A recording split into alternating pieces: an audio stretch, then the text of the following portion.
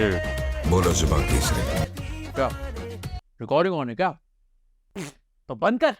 Singham again बस release होने ही वाली है और ताकि आपको इस सीरीज की बाकी मूवीज ना देखनी पड़े इसलिए हमने देखी। तो सिंघम अगेन देखने से पहले आपको जो भी पता होना चाहिए उसके लिए here's a recap। वक्त बाजीराव सिंघम। सारा मामला शुरू होता है पहली सिंघम से, जहां अजय देवगन का बाजीराव सिंघम अपने गांव का लव्ड एंड रिस्पेक्टेड इंस्पेक्टर जो बहुत मामूली जिंदगी जीता है।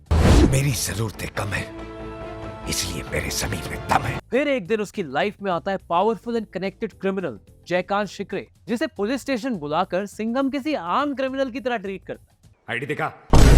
और ये बात जयकांत ईगो पे ले लेता है। मामूली सा गुंडा है ये।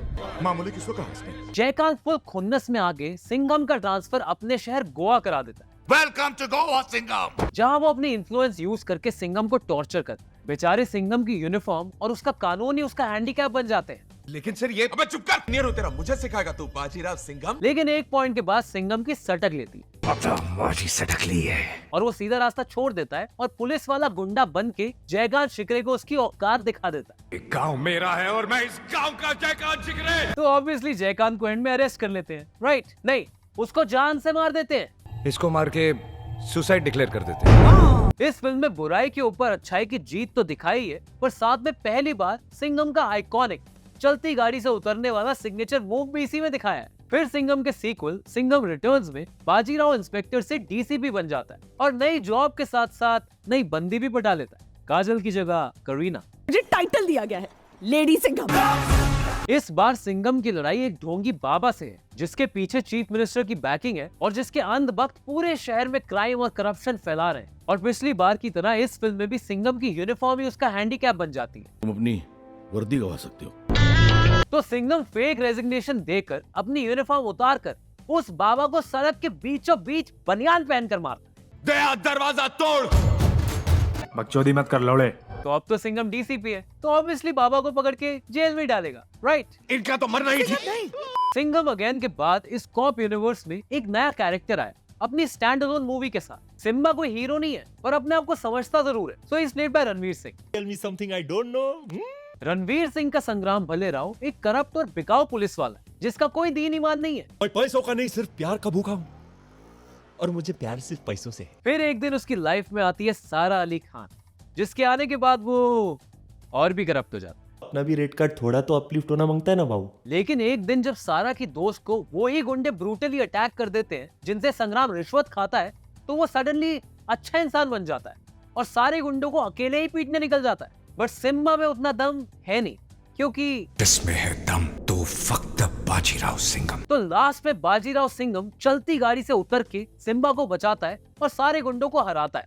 और इस फिल्म के एंड में सिंघम सोनू सूद को मारने ही वाला होता है जब सिम्बा बीच में आके कहता है नहीं हम पुलिस वाले हैं, हम इसे अरेस्ट करेंगे। नहीं नहीं, ऐसा कुछ नहीं होता। इनफैक्ट उल्टा होता है। सिंघम सिम्बा को कन्विंस कर देता है कि ऐसे क्रिमिनल्स को तो जान से मार देना चाहिए। वो तो बाजीराव सिंघम का तरीका था। बोलो जुबान तीसरी। और लास्ट में आती है Sooryavanshi starring Akshay Kumar as DCP who is also head of anti-terrorist squad। Sooryavanshi के पहले सिंघम और सिम्बा इतनी सक्सेसफुल इसलिए थी क्योंकि उन्होंने रियल प्रॉब्लम्स को ड्रामेटाइज करके दिखाया था। हर इंसान ने करप्शन, फ्रॉड या विमेन सेफ्टी इश्यूज से डील किया है। तो जब स्क्रीन पे एक हीरो इनके खिलाफ लड़ता है तब आम आदमी को लगता है कि यार कोई तो मेरे लिए स्टैंड ले रहा है। लेकिन सूर्यवंशी ने इस डाउन टू अर्थ सीरीज को ज्यादा ही हवा में उड़ा दिया, विच मेक सेंस, क्योंकि अगर ऐसा नहीं करते तो अक्षय कुमार हेलीकॉप्टर से उड़कर एंट्री कैसे करता।